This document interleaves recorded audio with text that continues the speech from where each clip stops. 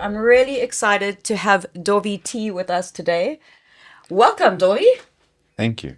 I've known you for how long now? Like 3 years? Or probably longer, I think. Yeah. Like much longer.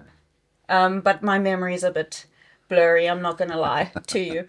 I feel like my solid memory of you is from 3 years ago having a conversation with you in recovery spaces, you know. And I am just genuinely honored to have you here. I know some of your story. I know how honest and open and vulnerable you are, and just genuine when sharing.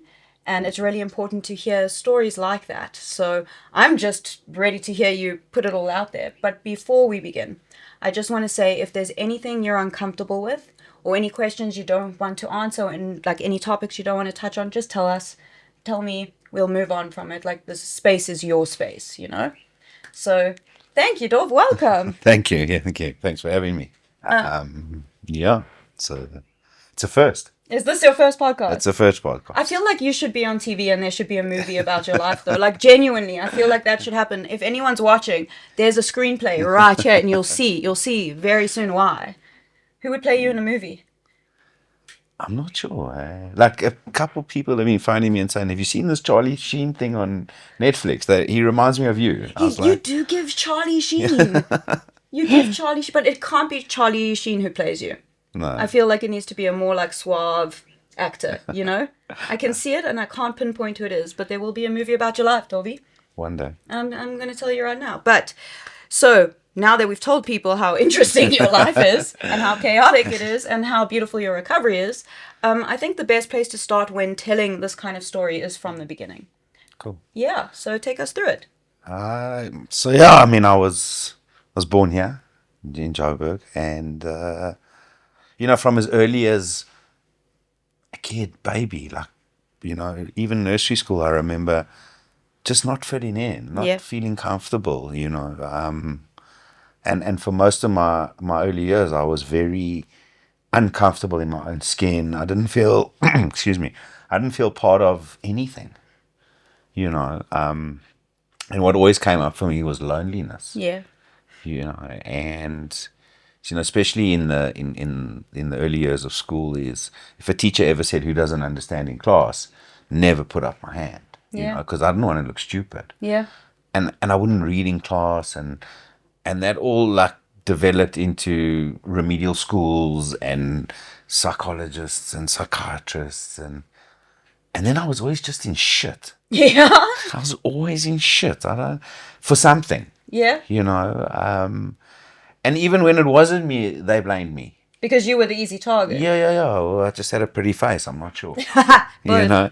But I was in shit. And then, then I was actually very good at sport. And every time I reached the top of something, I stopped. I didn't go any further. And then started gym.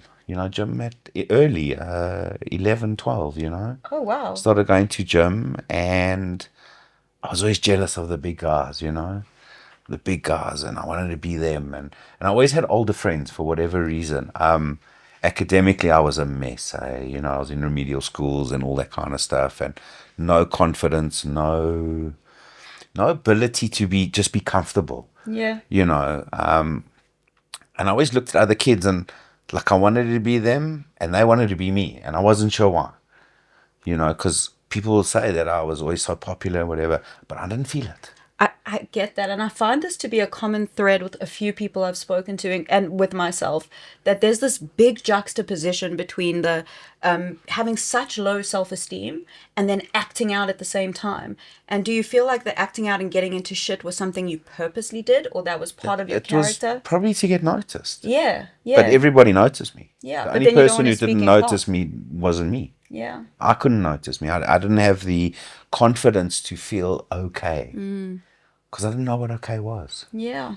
And obviously I grew up in quite a privileged background, But I'll tell you that I came from a normal run-of-the-mill dysfunctional family, because I think everybody's family is dysfunctional. 100%. I have a sister who's 11 months younger than me.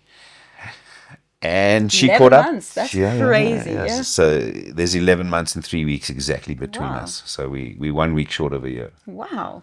So from there's a period of a month where we're the same age, but we're not twins. Yeah. You know, and obviously with all my school stuff, you know, we landed up in the same year. You know, and it's not because I skipped grades. Yeah. It's because she caught up. Yeah. You know, Yeah. and we were completely different. She was completely academic, and I was just messing around with everything. You know, and I hated school. I hated the regiment and the structure, and you'll do this and you'll do that, and I just wasn't interested. Yeah. You know, I really wasn't interested. And then, as I said, you know, I got to the gym, and it was early. I mean, I had my first joint when I was 12 years old. Yeah. You know, How did that happen? Do you even remember? I my see. cousin. Oh, it's always a cousin. It was my cousin. It's you know, always a cousin. it was a cousin, and they were smoking dope, and I'd met some guys at the gym, and they were the big boys, so they were obviously on roids. Oh, wow. You know, and there it was. The next thing, I was buying roids. You know, At what age? at 12. Wow, that is actually terrifying. I can't imagine what that does to your And, body. I used to go to the gym on a Saturday morning, and the guy used to shoot me up, you know, in the bathroom. And there was no fear. There was no fear, you know, because my self-esteem was so low, and I had this thing at school that I had a fat ass. You're ashamed, You know, Dovi. and my gran used to knit me these jerseys, you know, for school, and because they were woolen, I could always stretch them, whatever. And winter, summer, could be the hottest day of the year, I wore my jersey to cover my ass. Oh, really? I was so insecure about it, you know. And then I started this gym thing, and I started the roids, and I started to grow and get big, and you know, that outside presence gave me a little bit of confidence. Can I ask a question about the Sure. roids? Because I don't know much about them. You know, we know the age old things that it can make you very aggressive. I don't know if all of this is actually factual. Yeah, you know, what I can tell you about roids in Yeah. those days, it was for horses, and there's a reason that fluid's not for humans. No, yeah. It burns like shit. Yeah. And at 12 years old. You know, yeah, you know, 12, and then obviously it was my bar mitzvah, and I got drunk, you know, and I watched everyone drink, and I got drunk, and I just sat there like a mute, you know. And I'd been smoking dope, and it just went, like I got onto this horse, and this horse just ran, Yeah. you know. And by 16, I was already at raves, trying ecstasy, and this was amazing because I didn't have to be me. Yeah. I didn't have to worry about anything. I had to worry about my next drug. Exactly. You know, That's all I had to worry about. Did it feel like a solution? And I know that that's the age old saying. You know, like sometimes when your mother or your father hugs you, and you just want that safety, that almost, and that warmth. Yeah. And that's what it did for me. Yeah. You know, I could evolve. Yeah. You know, like I could talk to chicks. Yeah. I could talk to anyone. Yeah, you weren't scared to I put your wasn't hand up in scared. class. Yeah, I wasn't scared. You know, I mean, by that stage, they stopped letting me into class. You know? Yeah, I can imagine. Most teachers were like, just stay out. I feel like, did you hop from school to school? Yeah, I went to 6 schools. Yeah, I know your type, Dovi. I had a behavior disorder. Yeah. Well, Was it identified what the behavior disorder was? Yeah. I was just me. Yeah. I was just me, and I was actually. It's interesting because I was completely careless. Yeah. And I didn't care. Yeah. I didn't care what the consequences were. You know, and I got later on into school, and you know, like by standard 8, standard 9, I was going to raves, and I was doing ecstasy on weekends and cocaine, and it just went. And this was the early 90s. Yeah. You know, there were very few young white boys going to Hillbrow to buy drugs, and especially from that community. You know, it was crazy, and you know, all of a sudden, life just spiraled. You know, just got involved with every roid dealer in town, drug dealers. You know, the next thing I knew, I'm 18 years old and I'm smoking crack and sticking needles in my arm. And, from the roids, there was a drug in those days called Nubane, which was a generic morphine. And because your body's growing so quickly, Yeah. and the pain that you needed this to stop the physical pain from that. Wow. The irony is that I was doing all these roids and stuff, and on the other side, I'm doing all the street drugs. Yes. So I'm not putting on the weight, I'm not Yeah. growing, and it's just like a roller coaster, like just completely up and down. And by this stage, my parents knew that I was a mess.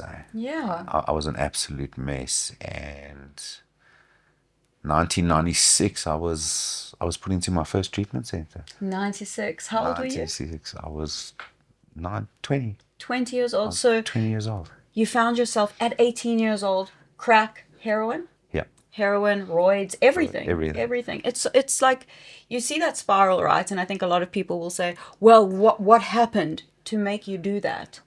And sometimes it's just sometimes there's just so much, and there's no trauma you can kind of pinpoint Correct. around it. The trauma is within. It's how I deal with life in general. And it's not like this easy path that you can just tick off certain things. It's I always felt like, my very first NA meeting was in 1996. Wow. Okay, that meeting was in Hillbrow. Wow. I'll never forget, it was in the Hillbrow. And somehow I walked into this room and I was like, oh my God, what am I doing here? This is not me. All these guys were 20 years my senior. Yeah. And it was dark. It was a dark place, but somehow, I landed up with the guys that left the meeting and went back into Hillbrow to use. Oh, did you go with them afterwards? Straight away. Okay. Straight away. Fair enough. That was me. Yes, yeah.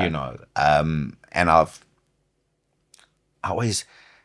called myself the shit magnet. Like, I attracted shit. Yeah. You know what I mean? I took no responsibility, but I attracted shit. Everything was happening to you, not because of you. And if I go back, I'll never forget. There was in those days we had VHS tapes and stuff, and I found a movie in the house, and I just put it on, and it was Scarface. Oh my! Do you know that I'm named after Tony Montana?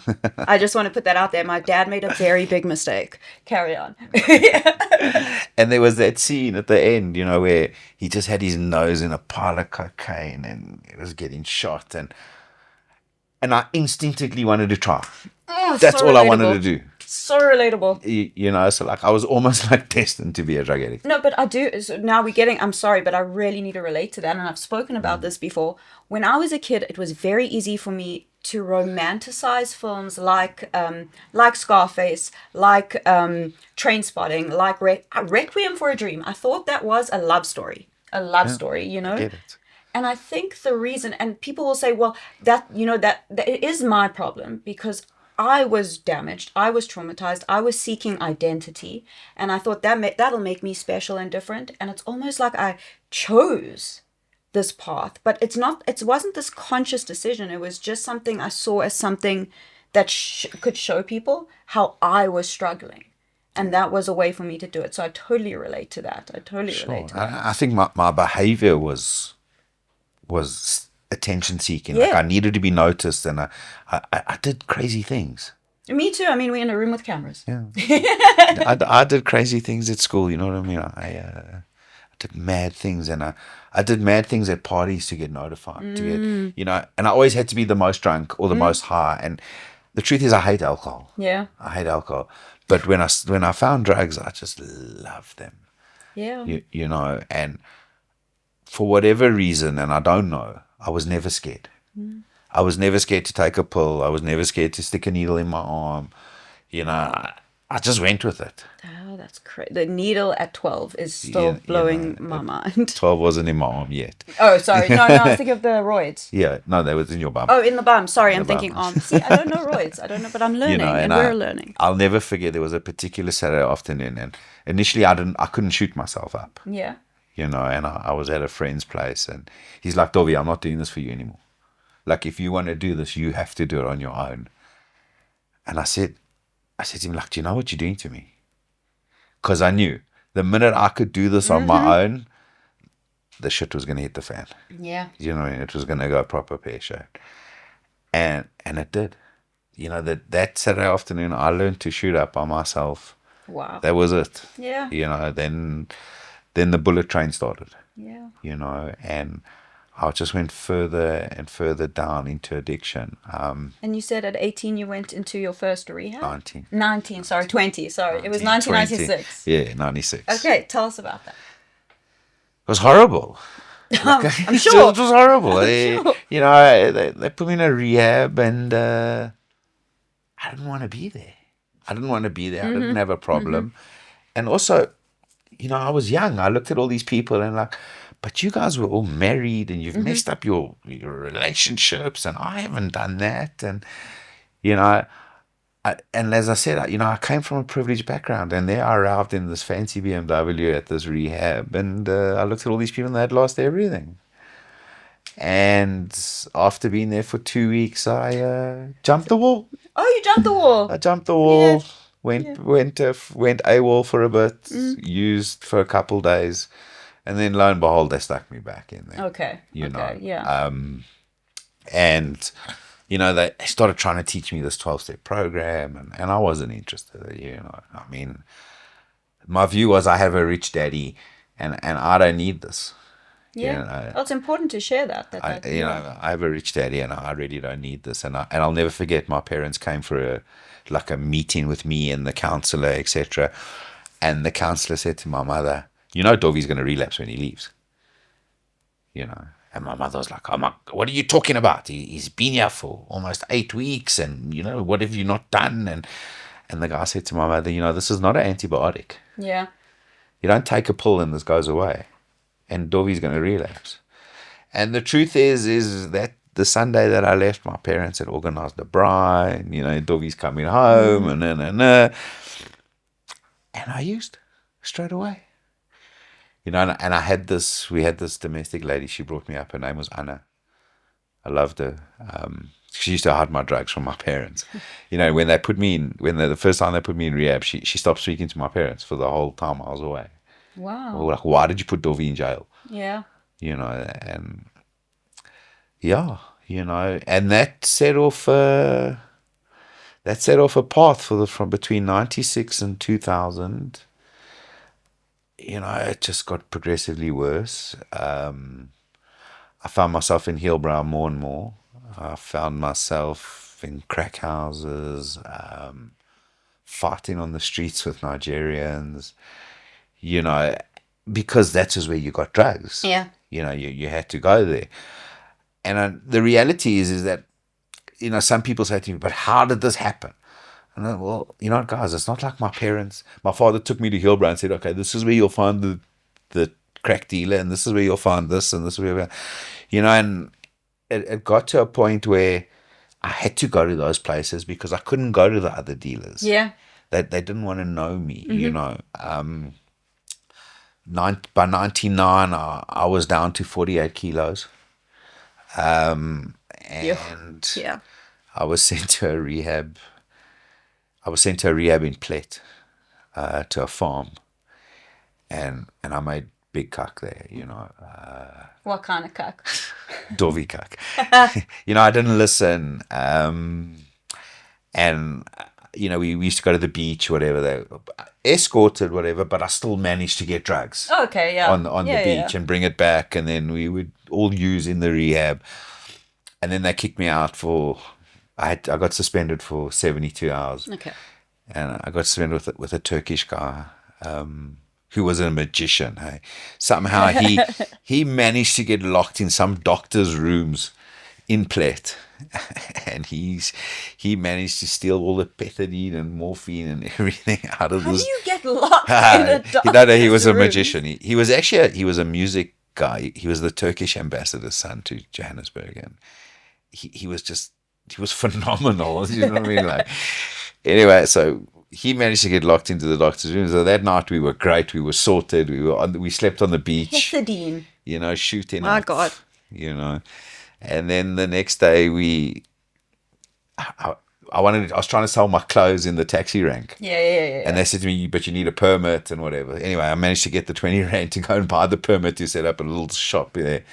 And after 3 days there, the mayor The mayor. the mayor of Plet arrived and said, "Are you guys from that rehab?" And we were like, "Yes." So the next thing, I don't know, we were thrown in the back of a police van and taken back to the rehab, and they had to take us back in because they weren't having any of the shit. The mayor was like, "Get out." Yeah, because it got out that there were these drug addicts on the street, and they'd broken in. They accused us of breaking into the doctor's room, but he actually got locked in there. I told him I was hungry, and he went into the shop and came out with pies, and Magically. Yeah. I get it. I don't know if he had sticky fingers or what, but something happened, And then, so there was that incident on the farm, and then a couple of weeks later, in fact, my grandfather had actually passed away while I was there, and my family weren't having me back in town for his funeral. Yeah. Because previously I was at my grand's funeral, and I was so out of it. Like, thank God he was in a wheelchair that day, my grandfather. So I had something to hold me up. I pushed it, and that's the kind of shit I got into. Yeah. And then, I would find myself in Hillbrow, and, as I said, like, because my family were often overseas and whatever, my father always bought me lacquer tackies and nice So that's sweatshirts. sneakers to anyone not from South Africa. Yeah. And I would arrive in Hillbrow with like these cool Gap sweatshirts or big Nike tackies, and I'd end up leaving in my socks, and sometimes I was lucky I left in my jeans. Yeah. But I always left without a shirt because I would be selling my clothes and my tackies, because they were done giving me money. Yeah. You know what I mean? That wasn't going to happen. So they actually did cut you off financially. Yeah, they cut me off. Okay. What was very interesting is that my mother always said, like, don't give him money, he's a drug addict. And my father he wasn't having it. Yeah. He didn't get involved. He did. He always settled for the rehabs and made everything happen, but he wasn't going to admit I was a drug addict. Okay. I get that. I understand that. And the truth is, I can tell you there were many nights where I'd be in full crack psychosis or something, and my mother would be comforting me while I was hiding behind the couch because the cops were in the garden. I know that moment. There was a particular night I came home 4 or 5 in the morning, I don't know, and I had this motorbike in the garage, and how did you have a motorbike? Oh, my father bought me a bike. You know what I mean? Maybe that will stop Dovi from using. Oh, okay. And so I was taking the seat off to hide the drugs, and I kept looking because I really thought my mother was there, and I was like, no, you're just being paranoid, whatever. And that afternoon when I woke up and I went to the garage to find out they were gone. And then I was like, okay, now, was I so out of it that I imagined this? But the truth is she was there. She was there the whole time. She was there the whole time. Psychosis is crazy because you'll be like, this isn't real, and then that's real. Yeah. But then the shadow people aren't. Yeah. You can drive yourself crazy with that. And it really got to the point where you'd like sniff one line in your room, and then you'd look at the alarm and see, it's still activated. So there's no one walking around the house. It's impossible. And then you peep through the keyhole for like 2 hours, and in between you're trying to sneak a line. My parents took the key from my door. Not my parents, it was just my mom at that point, took the key from the door. And I used to set up a routine to use in the room before I had to leave the house, obviously. And I'd move my bed to another angle, and I had like a laptop, and I would do my drugs on the laptop. And if I heard movement, this is not a tip for anyone. Actually, for parents watching, look out for these kinds of behaviors. And I would like smack it down, but I would practice thinking she was there, even if she wasn't in the house. It would be like this thing that I constantly did to practice. I so get that. Sorry. It was just complete. It was complete chaos. And I was also using so much that I actually couldn't even enjoy it. I didn't even know where I was. There were times where, especially smoking crack, the oil and whatever, and burn my throat. And, and being the addict I was, like, I always thought I was like a bit of an upper class addict, like I hated smoking crack through blood vials. Okay. Stolen out of the Hillbrow, and on the streets, so, today my mother still will not have Tabasco in the house because I used to smash Tabasco bottles and use that neck. Oh, wow. Okay. And So you then, use Tabasco bottlenecks, because not it's like a a great lolly. pop. It's Okay. it's a great pop, and the worst part about that, is My God. the worst part about that is like I wear contact lenses and I always used to get Tabasco all over my hands when I smashed the thing, and I'd be in such a rush to have a hit that I'd have a hit and then I'd wipe my face and my eyes would burn because You were just torturing yourself. I'd have Tabasco all over me, like. Don't try to smash a Tabasco bottle is what I can tell you. I just don't see the logic. Oh, well, there's no logic. Because that didn't burn your lips, it's like Okay, fair. smoking crack's like giving the Just your exhaust eyes. pipe a blowjob, you know what I mean? It's hot. No, it's bad. Hey, it's really bad to people watching. Like Yeah. the burns around the Correct. mouth it's horrific, and it's quite like Did you ever notice that happening to you? That kind of physical change? Yeah. My face was pretty gaunt, and Yeah. and then I was in that place in as I said in '99, and then my grandfather passed away, and that weekend I managed to sneak out. I managed to sneak into the pharmacy, and I bought Sindol. What is that? It's a codeine tablet Okay. that in the old days you didn't need anything, and I think I took about 15 or 20 that day, and I was off my face, and so I had to go and get. They said to me, "Oh, Dovi, are you using?" And I said, "Well, obviously I'm using." Like there was no remorse, and like I didn't give a shit that I was in the rehab or anything, because I wasn't there to get clean. That's the important thing. Is like did you go to? You had no other choice. It was to Well, appease. it was just to get everybody off my case. Exactly, and I Go get that. to rehab. Go to rehab, and it was actually a joy. Yeah, it is. It's like you get to, if you're not there to actually do the work and you're not taking anything in, it's a good way to learn how to manipulate people. It's a good way to go against the rules, and we struggle with authority. And it's a good way to get your parents off your back. But I also wasn't I wasn't mature enough to actually know to understand what was going on. You know what I mean? Regardless of all the consequences, I didn't care. You know what I mean? My dad's rich. My dad, he was comfortable. I don't have to worry about shit. And I'm not sure if I'm really an addict. Going to Really? Hillbrow, selling my clothes, not sure. I'm not sure if I'm an addict. You know what I mean? I did crazy things in Hillbrow. The amount of Nigerians I fought with, and I was this skinny little boy who didn't care. Yeah. Who didn't care, And it got to a point where, just before I went in '99, that my sister needed bodyguards. My sister had bodyguards because of the shit I'd caused with Nigerians. And that was with the dealers coming to collect. With the dealers coming to collect and all that kind of stuff, Your And sister needed, and I get that. So they were threatening there was the threats to the family. there was the threats money to the owed. family. There was money owed, and how many times they would phone my father and say, he owes you 5,000 rand. Meantime, I only owed 1,000 rand, so I had credit. Yeah. We did those things. And your family, they obviously, to protect each other, protect you. Did they pay off a lot of it? Sometimes. There's a lot I actually don't know what happened because I was so out of it. Yeah. And then, I had a particular dealer whose wife was the head. She was a nurse at Santon Clinic. Okay, so I used to go to Santon Clinic to get my crack. Wow. I used to meet her in the bathroom and she used to supply, This is a hospital to everyone watching. And in those days, the truth is, there were no cell phones. We had to page the dealer. That is crazy work we had to me. Page the dealer. Did you have a little pager? No, I used to just phone and leave a message. The king's coming for 10 horses, and that was our code. Because there weren't cell phones. Yeah.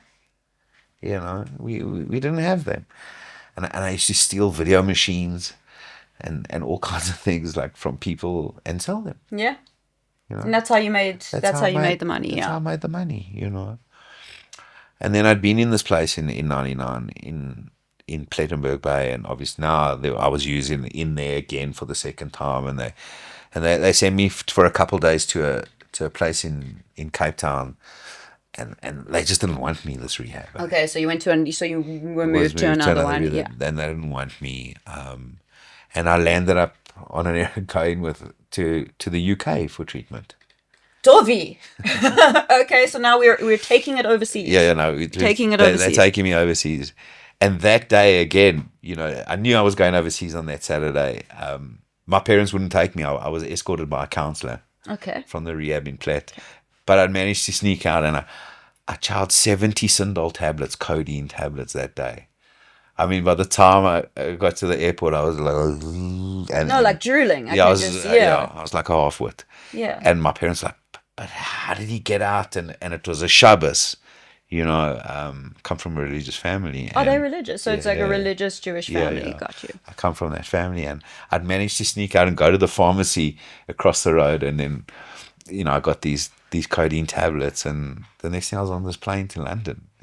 Wow. Isn't it crazy how also like back then, because I remember this, where you could get like really like level 5, whatever it's called, prescription medication over the counter. Like even, I don't know if you remember Thins. Sure. Oh my God, that was my favorite thing in the whole world. It was like a ephedrine based tablet. Yeah. And that was like my first drug of choice. And I could just get that anywhere. Anywhere. Yeah, but you can get anything anywhere. Yeah, no, exactly. Do you know what I mean? Exactly. Like the best drug dealers are actually the pharmacists. And again, this was killing me inside. And the truth is, I wasn't sure if I still question whether I was an addict. While on a plane While on a to plane the UK. to the UK. And I was there for 8 weeks or 12 weeks. I was there for 12 weeks. Okay. In this rehab in the UK. What kind of rehab? Was it also 12-step based? It was a 12-step base. Yeah. It was actually beautiful. It was a beautiful old hunting lodge there.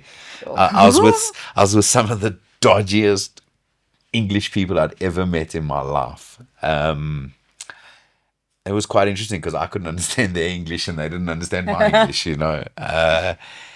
and again, I'm here, but I don't give a shit. Yeah. I really don't give a shit. I'm not here to get clean. Mm-hmm. And then what had happened was I was so naive when I arrived there. I walked into this room and I saw these people sitting rolling.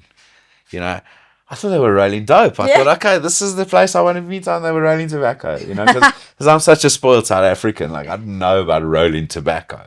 So I was quite disappointed after that. You were like, oh, this isn't where I want to be. No, this isn't where I want to be.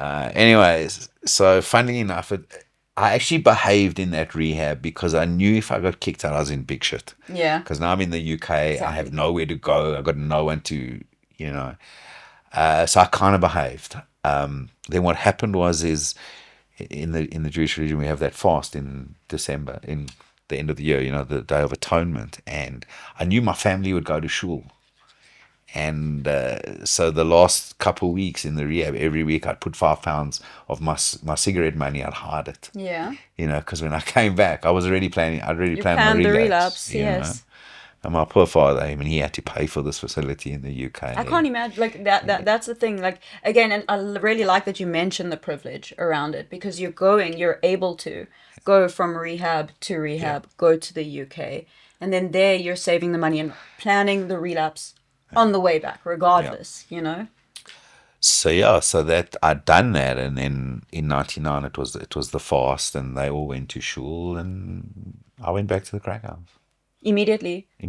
So you like planned it. You knew this was a special. This was like a holy day for your family, and you're like, perfect time to take advantage. Correct. And go get what I want to do. Wow. And that evening, my father came back from synagogue, and he caught me using, and I just remember the disappointment. Looking at him, he's like, really?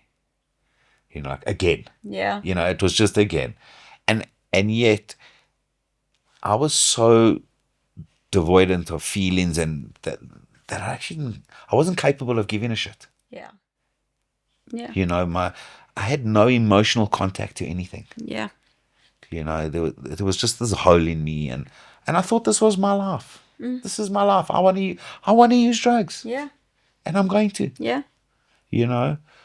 Consequence free, I believed. And in all this time, I was destroying my mom, I was destroying my dad, my sister destroying, traumatizing. Like there's deep Yeah, trauma you with know, like that. what Yeah. shit's Dovi in now? And, and because we were so close in age, we were always on the same jewels. Yeah. I was always the most out of it at any place.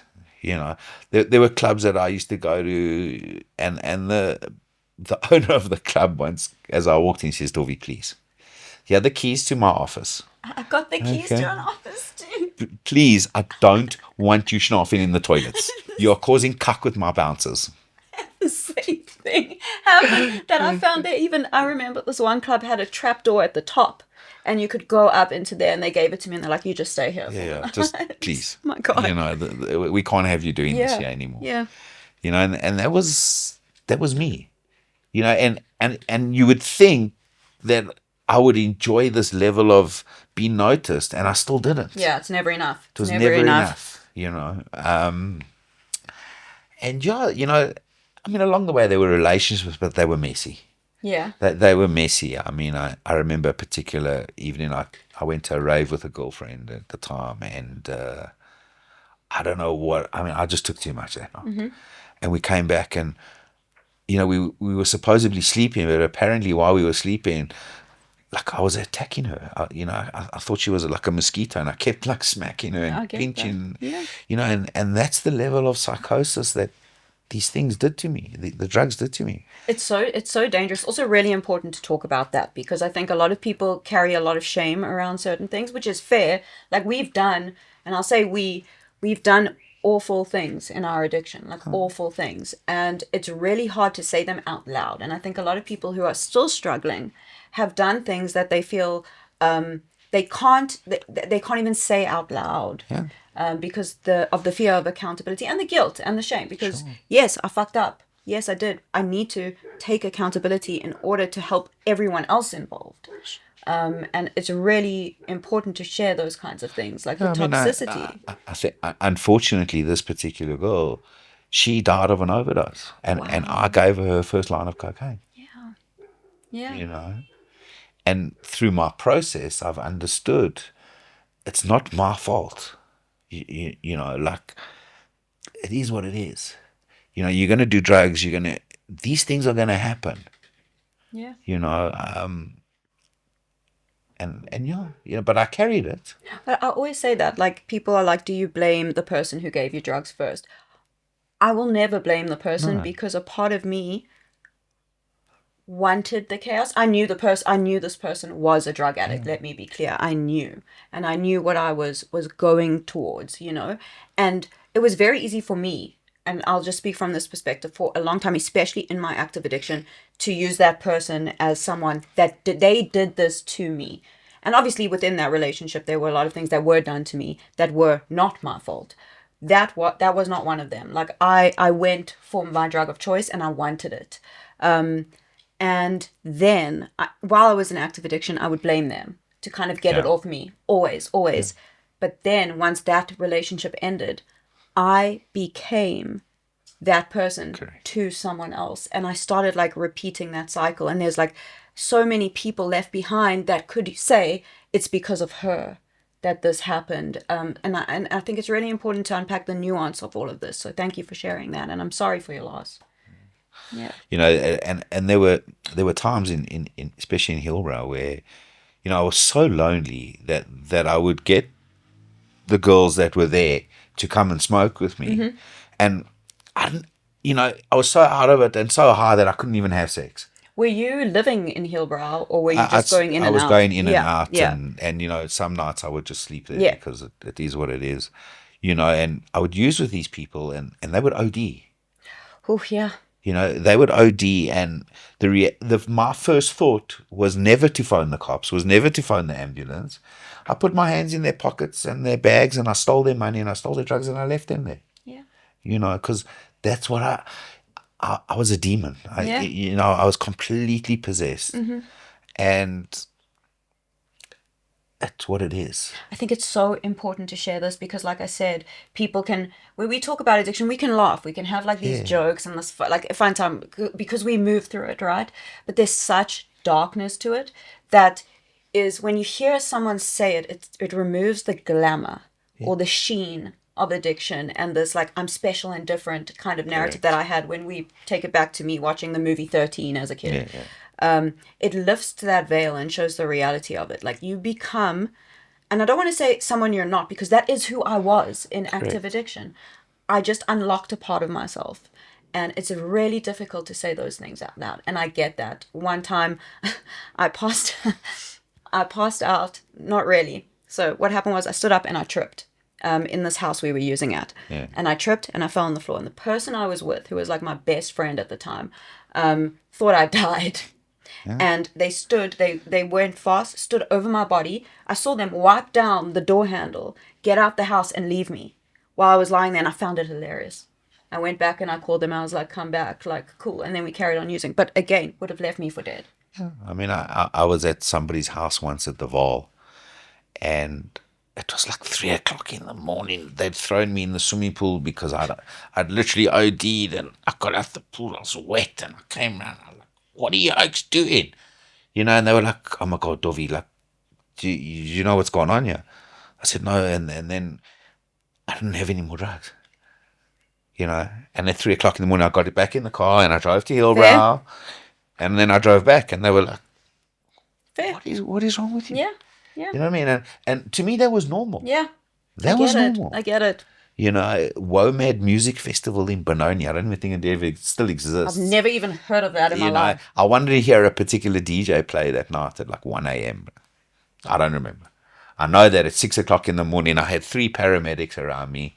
You know, I was with friends. They were like, Dovi, you were cold. And then, and the first thing I did was I stood up, you know, and this guy had this like shock machine. I was like, no. I just went, no, you know, and all I did was I put my hand in my pocket and I pulled out 3 pills, and the paramedic looked at me and he goes, I said, watch. You know, 20 minutes later, I'm back on the dance floor, loving life. Oh my God. It's You know, it's crazy. It's crazy.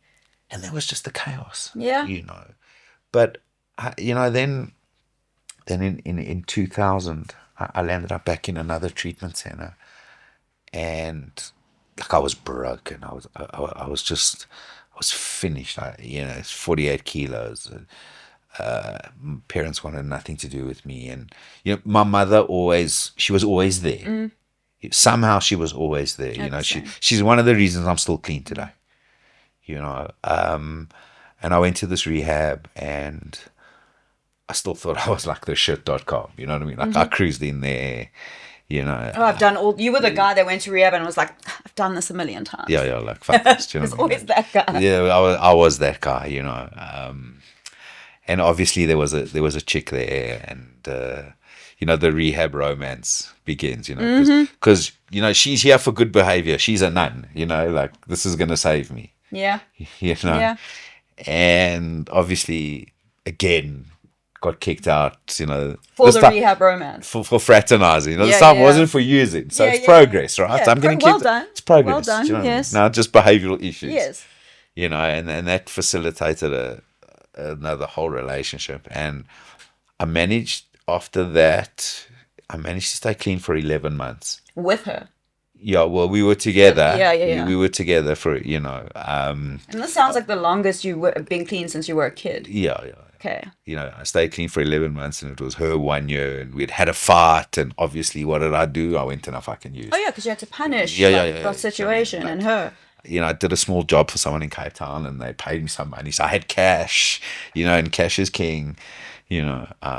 I was still pretty pissed off because that Sunday morning I was driving down Main Road, Sea Point, and I got conned by some oak who wasn't a dealer, but he took my money. And what did he give you? Fuck all.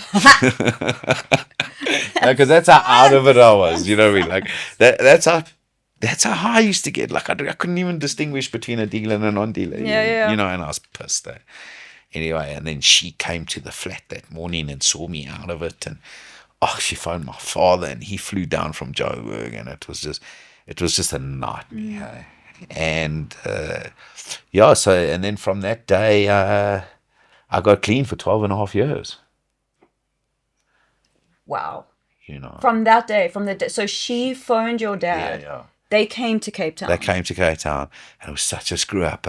You know, we were waiting to fly back to Joburg, and a truck drove into the plane. So now the plane was Wait. delayed for 3 hours. Like, this can only happen to me. Do you know what I mean? Like, as I said, I feel like you made that happen. yeah, Man might have made and that I had happen. to sit with him at the airport, and I was like, oh my God, I got to deal with this cock. And, you know, like, because that's what I do. You know, the potential to screw up my life is insurmountable. Yeah. You know? That's one thing that you stuck by doing. You know, like Yeah. when you said when you were a kid you would do well at sports and then Yeah. stop. The one thing you were good at was that. Yeah. And you did it well. Like I can make a mess, eh? So then you stayed sober for 12 years. Maybe we should take a break here and go for a smoke and Yes, then go please. into the 12-year thing. Is that cool? Mouth's a bit dry. I'm so excited for this is so interesting. I can't wait to hear the 12-year thing. Holy shit. Okay, ready to stop? Yes, is that okay? Yeah. Did you practice any kind of recovery program in those 12 So years? yeah, I mean, you know, those I got to that point where, you know, okay, I started to listen. Yeah. I started to listen because I actually couldn't use anymore. I couldn't use anymore, and there was almost a glimmer of hope that this was okay. Yeah. You know, I'm in a place. I'm staying clean. I'm in the rehab romance. You know, we kind of with all that drama, and this is working. And she stayed with you after the relapse. Yeah. Okay. So we went. So I mean, for 7 years, I went to meetings. I worked a really solid program. Not so much step work though, you know. And life got better, you know. Got involved in a business, and things started to happen, you know. And then something changed.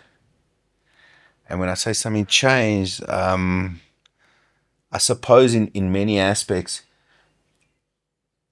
like this person helped me get clean, and she had 2 kids, and I brought them up, and you know, we lived a life, and it then became unhealthy. It became unhealthy. You know, I wasn't happy. And what had happened was, today, you know, I understand it, is that she almost became my drug. Okay. So when you started using people as a drug, as an escape. She became my drug. Yeah. You know, and if she was happy, I was happy. If she was sad, I was sad. But I didn't want to be there. Yeah. I didn't want to be there, and I was too fearful to leave. Yeah. You know, and I'd stopped going to meetings, you know, and then the business I was involved in, unfortunately, had to close, etc. So there was all that. Just a lot of outside pressure. Yeah, a lot of life pressure. Like normal life. Life pressure. In fact, in that period, in early 2001, I was involved with Paulsmoor NA. Okay. So that's a prison to anyone who wants to hear a little bit about that. So you were going to the prisons. I was going to prison. Speaking. Yeah. You know, involved in a meeting there, and a lot of NA. And then, you know, I stopped. Yeah. I just stopped because life was good. Yeah. You know, there was money, life was good. I was living in Cape Town, you know. I don't recommend that to anyone. And we started going out, you know, we started going to parties and we started going out, whatever.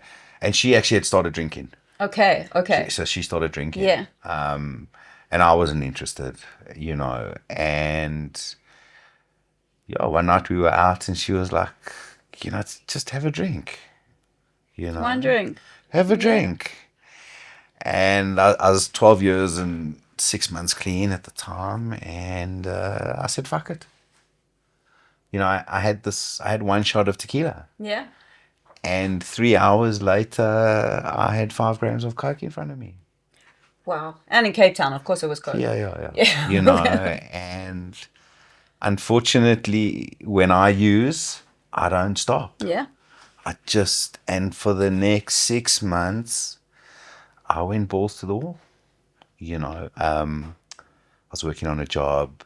I had cash. You know, people would pay cash. I'd swipe my card to pay for their thing, keep the cash, go using at the office, just back into a full-blown addiction again. Yeah. You know, within days.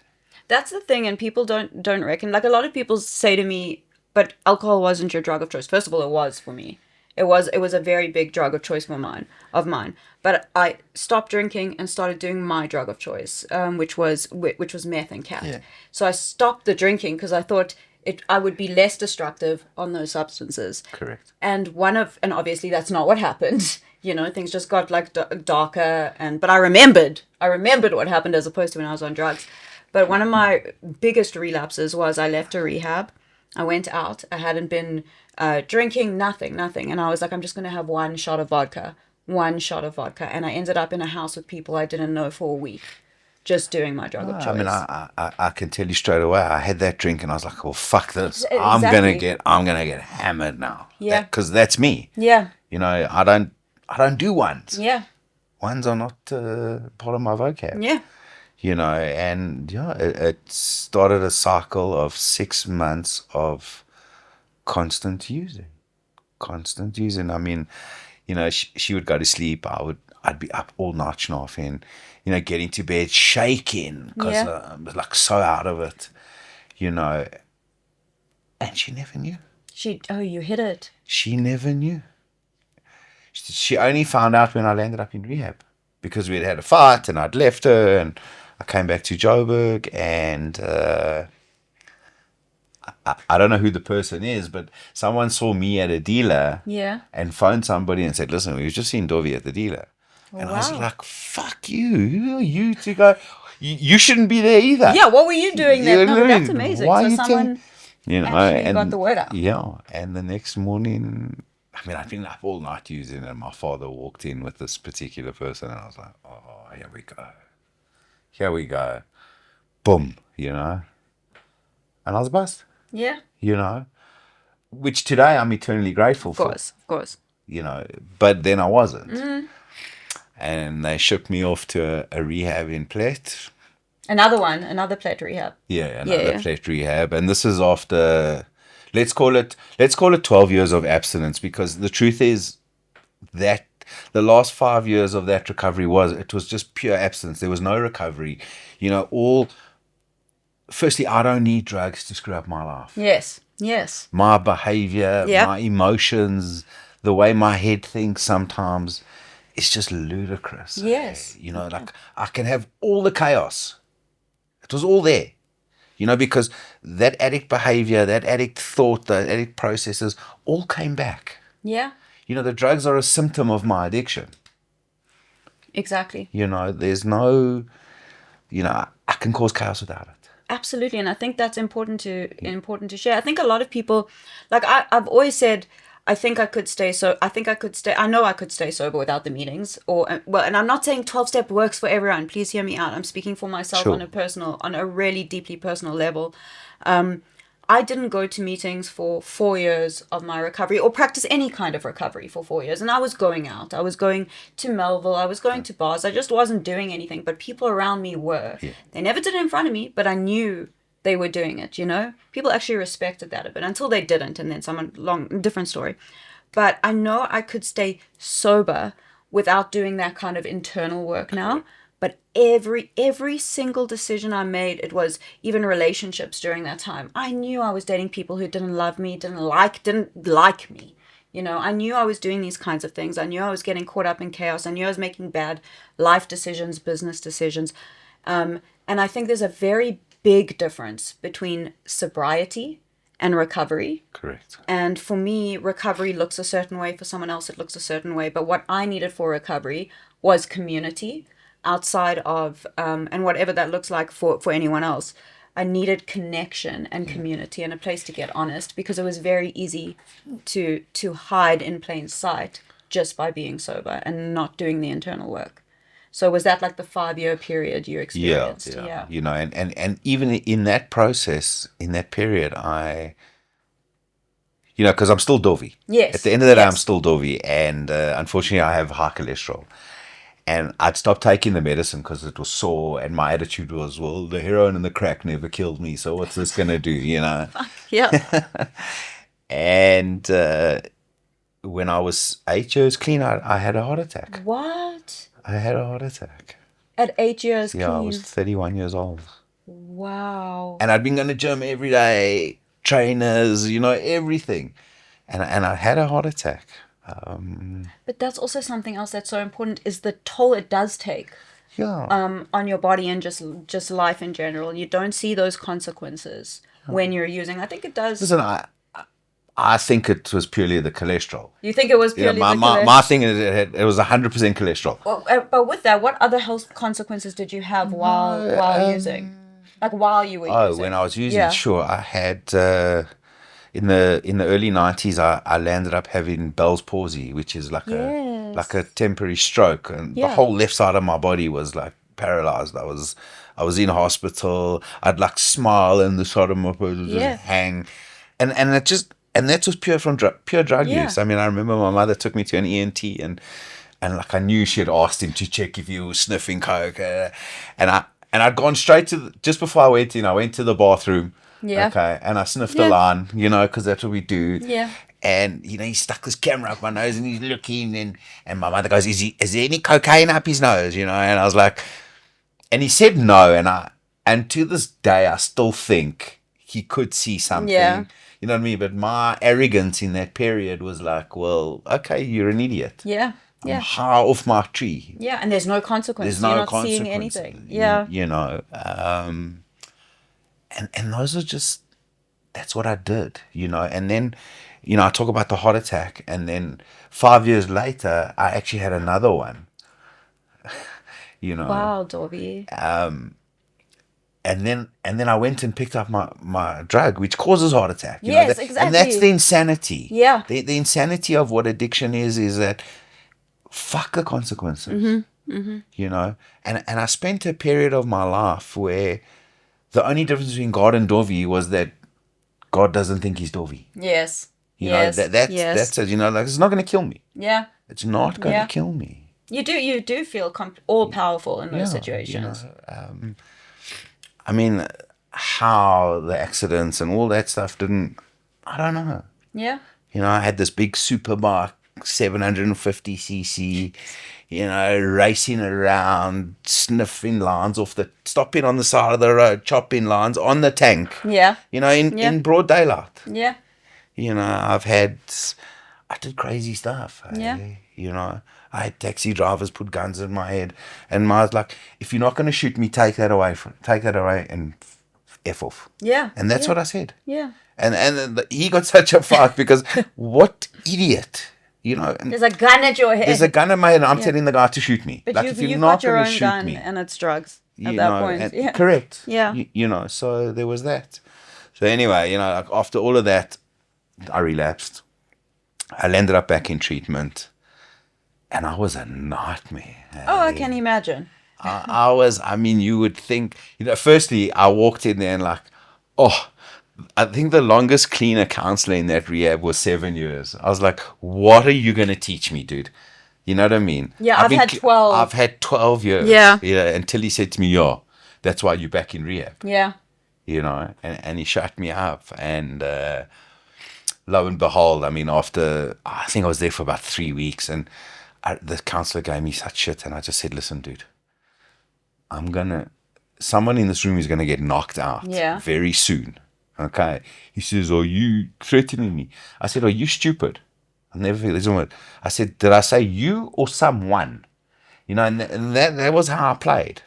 That's the manipulation coming in. It's like, here's a threat. I'm going to put it out there, and now I'm in control. Yes. Yeah. And then I was called into an office, and there were like 3 of them there, and I looked around, and I was like, what, are you so scared of me that you've got to bring 3 of you guys here? And a couple of hours later, I was packing my bags and I was out. Yeah. Do you know what I mean? Like, yeah. And often I was always kicked out of rehabs because of certain behavior, not for only using, just the fraternization or the this or the that, and again, didn't care. So you're straight back after 12 years. 12 years. You're straight back to the exact same behavior you had back then. That's so important to actually verbalize. But that behavior started when I stopped meetings and I stopped kind of working a program and I stopped having a sponsor, and life was good. Because they always say this is the disease of forgetfulness, and I forgot. But I'll also tell you that there was a part of me that when I cleaned up in early 2000, that one day I'll do this successfully again. I will be able to use again. Yeah. You know, that reservation, you know, because again, Dovi didn't think that this was anything. Yeah. What do these people know? Yeah. I know more. You know, I know better. Yeah. You know, my best thinking gets me into jails and rehabs and institutions and having to say sorry. Yes. Exactly. Exactly. My best thinking makes me say sorry. And then, you know, this new journey started. I came out. So you went to another. Did you got kicked? No, I got kicked out. I never went back to it. I was like, I feel like you've done so many rehabs regardless. That you know, like the one guy said to me before I left, he said to me, Dovi, make me one promise that you're going to do this. Yeah. I said, but I said, how? You know, and he started with the higher power and this. And, you know, because I was brought up so religious and all these things, like, I don't do God. I very much same. I don't do God. Yeah. He said to me, Dovi, understand. God is religion and spirituality is life. You know, and I said, okay. And then he said to me, and you need to read your Just for Today every single day. And he also he taught me to put my phone under the bed to set the alarm. So I said, and now he says, and then it can't be in arm's reach. It's got to be out of arm's reach. I said, okay. He says, and when you get down on your hands and knees in the morning to switch it off, say the serenity prayer. You know. So I said, okay. And the next thing you're going to do is your Just for Today is going to be next to the toilet. I said, okay. He says, and when you get up from your knees, you're not allowed to stand and piss. You're going to sit and piss, which is actually the most fucking relaxing thing in the world. I have to tell you, you know, so I go and I sit, you know, it's wonderful. And I read my Just for Today. So what's it Just for Today for anyone who's watching? It's like a daily meditation. There we go. Yeah. Book, you know, which JFT. Yeah. Which kind of, it almost sets a tone. It just, because, you know, maybe today I'm 4,518 days into this process again. Thank you. And I do that I haven't missed a day. Oh, wow. I haven't missed a day. Wow. You know, and it's a blessing. That's incredible. It's really a blessing. You know, just on that, I want to touch on that because I still struggle with. I also struggled with the concept of God, especially when people spoke about it in a rehab setting. Like, it really upset me. Like, it made me physically angry. Like, I was also looking for things to be angry at, you know. And a counselor said to me, they were like, "Do you think you're a God?" And I was like, "No," because I was sober. I was like, "No, what a weird thing to say." And then they were like, "Well, then you've got some sort of higher power and find it." And for me, it was, like I mentioned previously, and I think it still is to this day. And I know people say this and people are like, "Oh, that's so typical to say." But it really is connection and a community for me. And that's where I found it. Yeah, listen, what's it told me and what I understand, it's very simple. Like, don't mix spirituality and religion. They're two different things. I mean, it was also said to me that religion's for people who want to go to heaven. Yeah. And spirituality is for people who have been to hell and then want to go to heaven. Oh, that's nice. Which is pretty cool. Yeah, I've never heard that. You know what I mean? That for me is like, that I get. Yeah. You know. So you started with those kind of practical steps. Because the truth is, I was so lost. And going into that rehab, you know, after 12 years of abstinence, I was finally broken. I'd hit a rock bottom that was so emotional, you know, that the first week in that rehab, all I did was cry. Yeah. I was like a bumbling idiot, you know, and, you know, after a bit of time, I realized how that relapse broke me. You know, like I was finally ready to do whatever they were going to tell me to do. I wasn't going to show people that, because that, you know, don't show that. To me, it was a weakness. You know, and I started going to meetings, and I went to a meeting every single night for 3.5 years. Every night for 3.5 years. 3.5 Oh years. my God. I went to meetings because I didn't have the luxury of, they say the 90 days. Like, I'm way past that. Yeah, Do you know what I mean? yeah, I think you are. Like, most people do. I did an MDA after school, a master drug addiction. People do MBAs. I do MDAs. And I started to heal. From because even in my previous recovery, I wasn't this. Yeah. This is I'd still never read a preamble in a meeting. Didn't want to share. Wow. Yeah. Like even doing this, like I hate my voice on mics. I have a thing with the sound of my voice on mics. Well, you're gonna have I just to push don't like it. Yeah. And I'm doing it. And I don't want to hear myself read and speak loud. And so even those confidence things and self-esteem didn't heal. Yeah. Didn't heal because I stopped the process. Yeah. And I have to take responsibility for those kind of things today. And today, through recovery, not through rehabs, not through psychologists, not through anything, because this is what works for me. The program of Narcotics Anonymous has saved every part of my being and my soul. I can speak. This is me. The good news is that I've also learned I can't be anyone else because everyone else is actually taken. Yeah. So I can only be me. What I discovered in this is that for so many years, the reason I never got clean is like I had these things that, what happens if I don't like the person I meet? But I've never met me. Yeah. Today I've met me. Today I kind of know who I am, And I have a good heart and I have a good soul.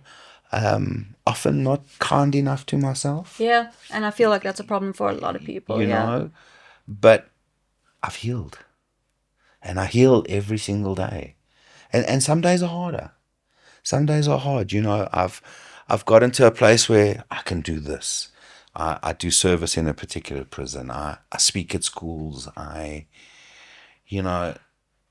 have a quality life. And don't get me wrong, like life on life terms sucks. It's hard. I hate it. Yeah. I hate it. Hard. This year has been particularly difficult. There's been a lot of finance issues. There's been a lot of shit, but somehow picking up's not an option. The first, on a bad day, I still do 3 to 4 meetings a week. Wow. And I'm very privileged. I'm privileged to have given myself the gift of recovery. Yes, I think that's important, Dovi. I've given myself the gift of recovery. You spoke about some of those things that I did early on in my addiction, where I screwed people over, or I stole their drugs, and I stole cell phones, I stole all kinds of shit from people, and I even stole their innocence. Yes. I stole their innocence. Yeah. But somehow in this process, the first person that I was going to forgive in this recovery is me. Good.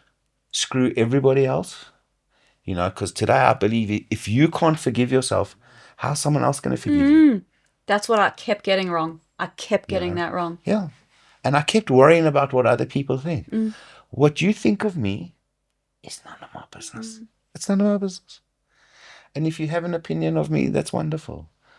And it's not arrogance. And if you want to sit and discuss me with your Chinas, I'm glad I can consume so much time and energy. But I don't care. Yeah. I don't need to care. And I've met a beautiful person. I really have. I don't say that out often. I'm so glad you're being kind to yourself. I'm so fucking glad you're being kind to yourself. Yes. Because I'm allowed to be today. Yes. Today I have permission to be. Yes. And so obviously just to go back a bit, I went back to this toxic relationship after I came out of rehab. Yeah. There was an incident where she got attacked and whatever. Wow. I thought I'd go back and, and I went back and it just didn't work. It didn't work and I left. Yeah. But that's another healthy choice, Yeah, because today the fears are just fears. they're actually inconsequential. That they don't matter. Yeah. Because they're not real. Yeah. Until something happens, I don't have to worry about it. And listen, relationships have been up and down and all that kind of stuff. Yeah. But the relationship with me is my priority. Is I get to love me for whatever I do. And don't get me wrong, I still screw up. Yeah. I screw Human. up. But the one thing I don't do is I don't hurt Dovi anymore. I don't punish Dovi with drugs. I don't punish Dovi with self-hatred, And this is what for me, recovery has happened within the rooms of Narcotics Anonymous and the 12-step program. For other people, it's different. Yeah, yeah. This is what works for me, And the truth is, I'm actually okay. I'm okay. From someone who couldn't go 3 hours without a needle in his arm, or, like, I'm not going to use today. I used every day. Yes. And more. Yeah. And then I've gotten to a point where I don't have to worry about what people think of me.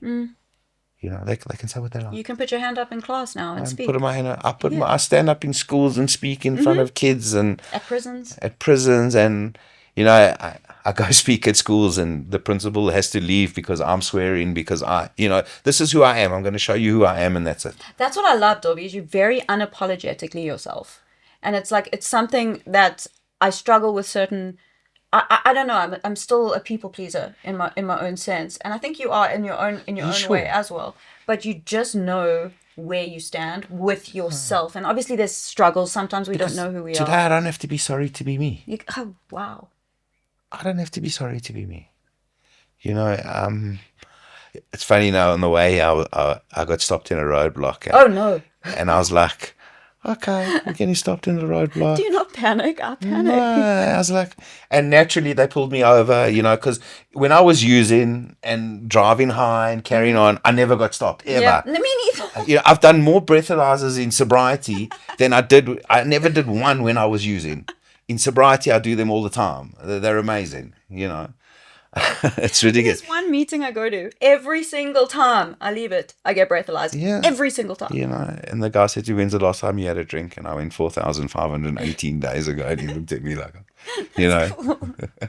And, he asked me for my license and I gave it. And he goes, are we checking for tickets? I said, sure, I check. And he goes, no tickets.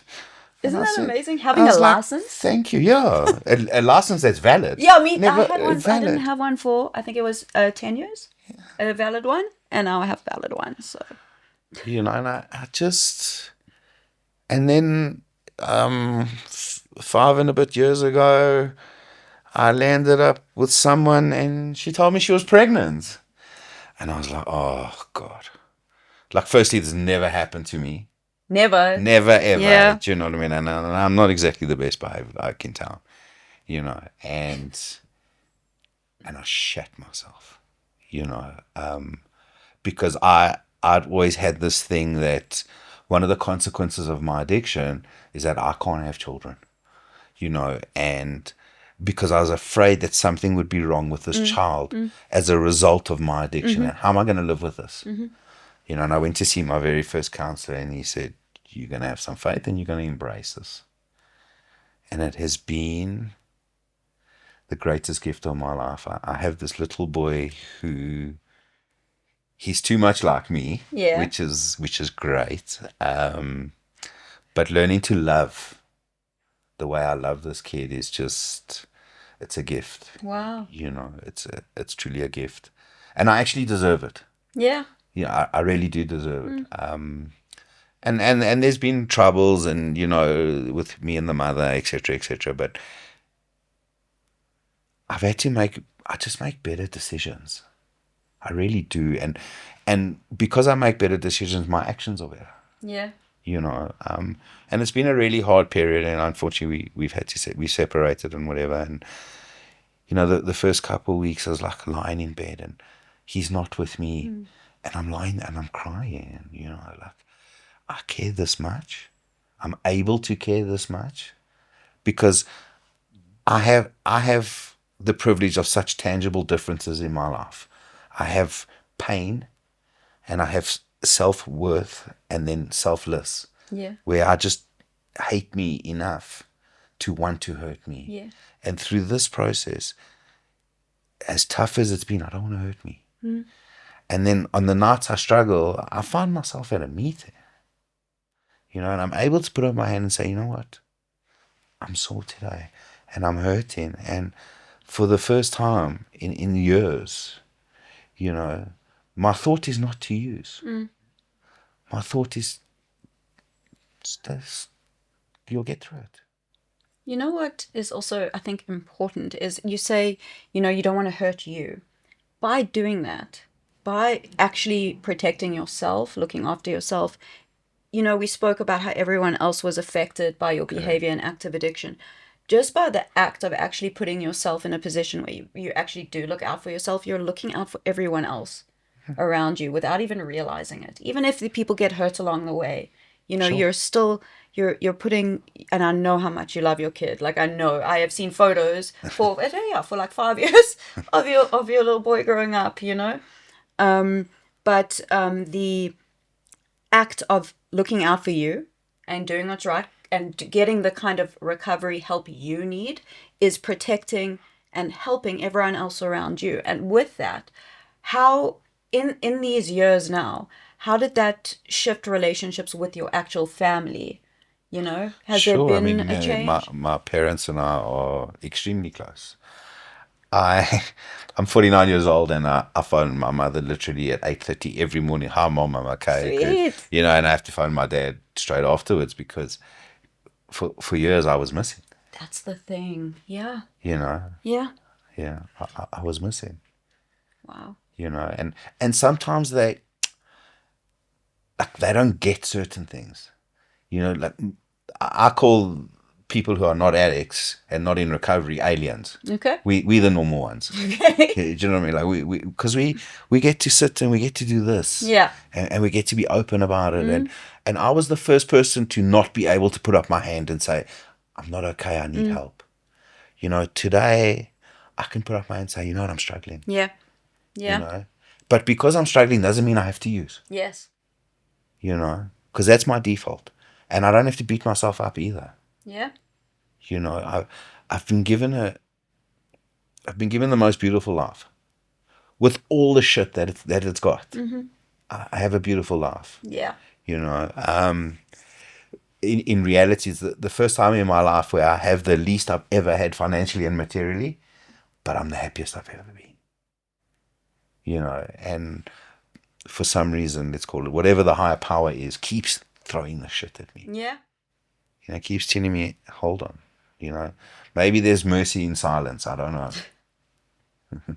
I don't know, But every day I get to wake up is one day I get further away from that pain. Yeah. I get to leave it. Wow. Somehow. What advice? It sounds, the way you've taken us from such chaos to, there's still chaos, obviously, in life without substance. There's still drama. And like you've always said, you can cause that without substances, like easily. But I can see this big shift. And what, for anyone watching, are the things, like the actual tools you can tell someone that help you get through most days? Like, I like the, doing your meditation every single day, doing prayer in your own way, things like that. What is it you think helped you the most on this journey and continues to help you? Like, what tools do you have? You know what really helped me? It took me a long time to go from admitting I was an addict to believing I was an addict. Oh, wow. I could always admit I was an addict. I could always admit I'd screwed up. But I didn't care. Yeah. And I'd always say to you that admission, there's nothing tangible in an admission. But in a belief, there's something tangible. Oh, wow. Like it's, if I say to you, the stove is hot, and the stove is hot, you're still going to touch it. Yeah. But if you believe that stove's hot, you're not going to go anywhere near it. And today I believe wholeheartedly that using is not an option. It's not going to fix my problem. It's going to compound it. And I have that tangible difference. Like whatever they told me not to do in the beginning, I've done. Yeah. I've done. Yeah. I've tested every water, and you know what? They were right. Yeah. I hate to say it, but they were right. Okay? Yes. Yeah, They were Dovi. right. And today I have a choice. Whatever I've done wrong, I've done, but I've moved on. Yeah. You know, whatever I need, I have. You know, and today I have my heart that walks around me, and the hardest thing about watching my little boy or bringing this kid up is that I don't become the childish one in the process. Yeah. Because I want to lose my shit. Yeah. Yeah. And sometimes I swear whatever, and he's like, Dad, you used a bad word. Sometimes. Yeah, and I don't swear at him often. I Good. really don't. It's quite interesting. I'm very, because people who know me like This is I had to tell him not to swear for the first 10 minutes of the video. because there's just something about this little kid, and he's got this amazing soul, and not because he's mine. We just connect. Yes. And I'm so jealous in so many ways of him, because he has confidence, and he's okay, and I strive to be that little boy, because I was never that little boy, but it's okay. I'll always say my fear is not that he'll be an addict. My fear is that he'll suffer from the same emotional stuff that I suffered from that turned me into an addict. Yeah. So I believe I'm doing the best I can, and You are. He comes in and just looks at me and he tells you I love you, and I'm like, Melt. he melts, and then I'll shout at him because he did something, and then I'll give him a small smack on the bum or something, or I flick his ear, and that breaks my heart, and I have to punish him, and I have to say, you did this and you didn't listen, so there's no TV or there's no internet or no iPad, and he's like, but come on, Daddy, and then I found myself that I printed a happy emoji and a sad emoji, and I'm like, when you don't want to talk to Daddy on the phone, Daddy feels like this, or when you don't want to talk to Mommy, she feels the sad, and without recovery and the things that I've learned through these processes, I wouldn't be able to do this. Yeah. I never wanted to be a good human. My intention was never to be a good human. Yes, and that's important to say. Yeah. And I've been given skills in Narcotics Anonymous that have just made me better. Yeah. I'm able to sometimes listen, I really am, and not say, listen, you're a fucking idiot. I'm like, I think you're making a mistake. Maybe you should look at it like this. I'm able to be a little bit softer and say it with love and kindness. Yeah. Whereas in the old days I wasn't. And I think what's very important for people to understand is that you don't have to be an addict to suffer from something. Yes. And I've seen people in these rooms who, they're not addicts, they're suffering from other stuff, but they still get well. Yeah. Because when I sit in a room with a bunch of people who are willing to blurt their shit out, it's much better than sitting in a one-on-one therapy with some textbook exactly in front of me. I feel textbooks. I feel the same. You know with what that. I mean? I remember I was in a rehab once, and she said to me, but I said, you can relate. I said, do you know what it's like? I once had to pay a petrol attendant to hold my arm because it was shaking so much, and the spoon while I was making my shot, at 4:00 in the morning. I said, do you understand that to hold your arm down? Hold my arm wow. and stop shaking. I said, you telling me you can relate to that kind of loneliness? I said, bullshit. Yeah. You know what I mean? So you want to meet people that are real? Come and sit in a meeting. And the best thing that I ever learned was I had to get humble enough to sit in that room and say, you know what? I identify with that. Instead of looking at, you're not driving the same car as me, and no. Similarities, not differences. Yeah.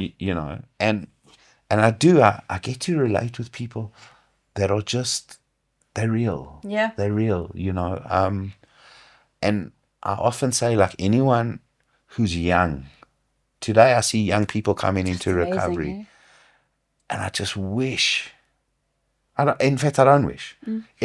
Whatever's happened is meant to be happen. And I'm a firm believer in that. You know what I mean? I'm not this religious dude, and you know what I mean? I have a bit of faith, But I do believe everything's going to be okay. I don't know what okay looks like, Yeah. but it's okay, Yeah. you know. And I'm pretty content. I'm pretty content. And, you know, again, I will always thank NA Yeah. and the people in these rooms, you know, because there were a lot of people there that were there for me. And those people, you know, some of them are dead, I know. you know. I meet people in there, and I get very upset today. Getting emotional. Yeah. I get very upset if someone passes from addiction, because there's no reason to pass from addiction today. If you can come into these rooms, take the cotton wool out of your ears, put it in your mouth, listen to what people are saying, no one has to die. No one has to be in pain. Whew. And that's the thing. And I've just got so much. You just got me. I can't talk. Give me 2 seconds. Just so you know, this teddy bear belonged to someone in the rooms of recovery who did not pass from addiction, completely sober passed.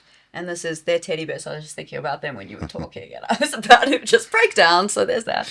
You just meet great people along the way. But, you know, we spoke a lot about, and I also want people to see this. Like, we spoke a lot about how, you know, there was chaos and there was partying and there was this constant going life in active addiction.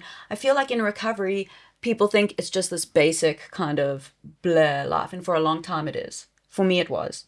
Can you still go out? Can you still go? Sure. This is what I wanted Dovi to say. You can still I go go out. out plenty. Yeah. You know, because of recovery, and the only reason I go out is because I trust myself Yeah. today. Yeah. You know, in the beginning I didn't go out. You know? Me too. And I have a much better life. My life is full of joy and happiness, and there are moments of sadness. But, you know, I have a choice. I choose to be happy. Yeah. You know, with all the dramas and the this and the pressures and that, I still choose to be happy. You know, and I don't have to give airtime to bullshit. You know, like I have a thing where in early in recovery I had 10 fucks to give a day, whether I cared about something or not. Yeah. You know what I mean? I'm down to 2. No, brilliant. I'm down to 2, and Brilliant. I don't even get there anymore. You know what I mean? Like I'm so, you know, I stick to the speed limits. I don't fight with taxi drivers. I get to laugh at other people fighting with taxi drivers. You know, because that's what they choose to do. You know, like somehow, you know, because I've chosen this and not that, I'm better. You know, I'm better. I do things much better. I really do, you know, and often my father will get upset with me, like, you know, like, I'm trying to tell you a story. I said, but like all these details don't matter. Just get to the point. Like, stop wasting time. Yeah. You know, and people want to worry about this and that. No, why are you worried? What is the point? You know, and some people don't get it. Yeah. How can you come to a bar and people are drinking, whatever? I don't see that shit anymore. You know, my view is completely different. You know, as I've always said, you know, we can all look out the same window and see completely different worlds. Facts. You know, so you can choose to focus on the negative and whatever's going on in the press or whatever, or just get on with your shit. So that you can go out and have I the got great out time, you know? and I have a great time. And you know what? I know 12 o'clock. I do the same thing. That's I'm gone. it. I'm gone, bro. I'm done now. Yeah. I don't need to see the crazies come out. Yeah. I do this thing. If I go out, I have to have my own transport to get home. That's part of my testing. I don't rely on anyone else to get me home. And if I go out, I can stay till late. Sometimes I can stay till after 12, but sometimes I can't stay till 9. And then I have to leave. Like, I just go based on that, and it's nice to go out and still live this like full life that looks different, but it's mine. Like, it's mine. You know, it's mine, and I've worked hard to get here. You know, and I say I've worked hard, but the truth is, you know what? This time I haven't broken the golden rule. The golden rule is don't pick up, no matter what. Yes. You know, and if I don't pick up, I can't get loaded. Yeah. It's quite simple, and I make better choices and decisions for me. You know, I'm not the guy who, you know, I remember when I was using drugs and I wanted to die, but I didn't have the courage to take my life, and I wanted the drugs to kill me. Yes. You know, and whatever higher powers out there has just got better plans for me than I had. Wow. You know, or heaven and hell have got a restraining order against me. I'm not sure. They You'll see one day. You'll they figure just it out. don't want me. You know, but no one's ever come back from death to complain that it's bad. So, and you know what I'm saying. But you know, my life is full. Life is full, and again, you know, some people go to gym every day. You know, my gym is actually in Narcotics Anonymous. Mm-hmm. You know, that's where my spirit and my mind, and I stay healthy. Yeah. I really do. I stay healthy somehow. And it was a cult. When I got here in '96, I was like, these are not my people. Why they're holding hands in a circle, chanting. Yeah, like kumbaya, kak. You know. But you found what works for you, and that's beautiful. Yeah. Yeah. And it does work. It works for me. You know, That's it what does I'm work, saying. and I've always say, like, give it, if you're going to come into recovery, give it 365 days, because that's all it is. Give it 1 year. And if you're still not happy after that year, I guarantee you can go back, you can have all your misery and your pain back exactly the way it was, and worse. It's going to be exactly the same. Wow. Dovi, thank you so much for just such a beautiful, honest story. And I related to a lot. I just taking in a lot of the stuff you said. Like, I'm going to leave here with a lot of information that I need to, like, a lot of things I need to work on. And it's beautiful, and like genuinely seeing the relationship you have with your little boy.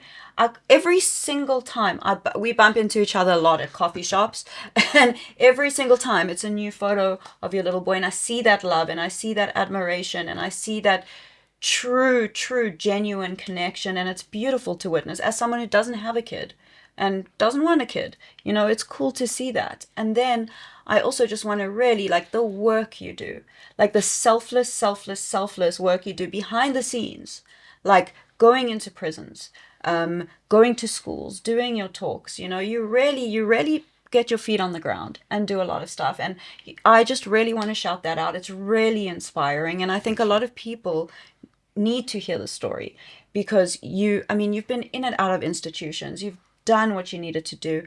You managed to do it without an institution at the end, and really do the work and put in the work. So thank you so much for everything you've shared, and it's just been such a pleasure to have you here today. So thank you so much. Is there anything else you'd like to add? You know, I just want to say, like, if you've got air in your lungs, you can do this. Love that. I love that so much. If you've got air in your lungs, you can do this. That's what I want to say. Thanks so much, Dovi. Thank you for being here. And to everyone at home, thank you for watching. I'm so inspired after this. And before we wrap up, one last thing I want to say. We do recover. Thank you, guys. Thanks, Dovi. Thanks. Give you a hug. Thanks so much, man. Thank you. Thank you. Thank you, Dalen, for the new setup, everything. Guys, I love you. Bye. That was amazing. That was